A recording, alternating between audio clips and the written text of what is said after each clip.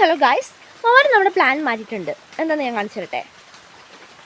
കണ്ടോ, അവറ്റ പറഞ്ഞു ഈ വിടേലിയ പൂക്കൾ നമ്മുടെ ഈ റെഡ് പൂച്ചവാലിൻ്റെ നടുക്ക് വെക്കാം, യെല്ലോ പൂക്കൾ അത് വെക്കണ്ടെന്ന് പറഞ്ഞു. നമുക്ക് ഔട്ട്ലൈൻ ചെയ്യാമെന്ന് പറഞ്ഞു. അപ്പോൾ വിടേലിയ പൂക്കൾ വെക്കുമ്പോൾ നല്ല ഭംഗിയുണ്ട് കാണാൻ. അപ്പം ഞാൻ എന്ത് ചെയ്യാൻ പോവാണ്, നമ്മുടെ വിടേലിയ പൂക്കൾ കുറച്ചുള്ള നമ്മുടെ കയ്യിൽ, അപ്പോൾ ബാക്കി ഞാൻ പറിക്കാൻ വേണ്ടിയിട്ട് ഞാൻ പോവാണ്. പോട്ടെ, ഓടിപ്പോട്ട് വരാം കേട്ടോ. ഗായ്സ്, അപ്പം മരം പെയ്തോണ്ടിരിക്കുന്നതാണ് കേട്ടോ. മഴ നൈസായിട്ടുള്ളൂ. നമുക്ക് വേഗം പൂക്കൾ പറിക്കാം. ഞാൻ അങ്ങനെ വിടയിലേക്കാട്ടിലെത്തിയിട്ടുണ്ട് കേട്ടോ. കണ്ടോ, ഈ പ്രാവശ്യം പൂക്കളെല്ലാം വളരെ കുറവാണേ.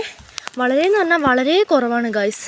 അറിയത്തില്ല എന്താണെന്ന്. കഴിഞ്ഞ പ്രാവശ്യമൊക്കെ ഒരുപാട് പൂക്കളുണ്ടായിരുന്നേ. സാരല്ല, നമുക്ക് ഉള്ളത് കൊണ്ട് ഓണം പോണെന്നല്ലേ പറയുക, ഓണം പോരെന്നല്ലേ പറയുക. അപ്പോൾ വിടയിലെ പൂക്കളിൽ വെള്ളം തല്ലി വീണിട്ട് വാടിപ്പോയതുകൊണ്ട് അപ്പോൾ അതൊക്കെ നോക്കിയിട്ട് നമുക്ക് പറിക്കണം.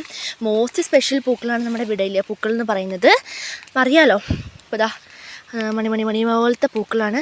അപ്പോൾ ഇതെല്ലാം പറിച്ചെടുക്കണം കേട്ടോ. ഇതുണ്ടോ, ചീത്തയായ പൂക്കളൊക്കെ ഉണ്ടാവും. അപ്പോൾ നമ്മളത് നോക്കി വേണം പറിക്കാൻ. അപ്പോൾ ഈ കൊട്ട പൂക്കൾ നമുക്ക് അത്യാവശ്യം നമുക്ക് നല്ലോണം പറിക്കാം കേട്ടോ.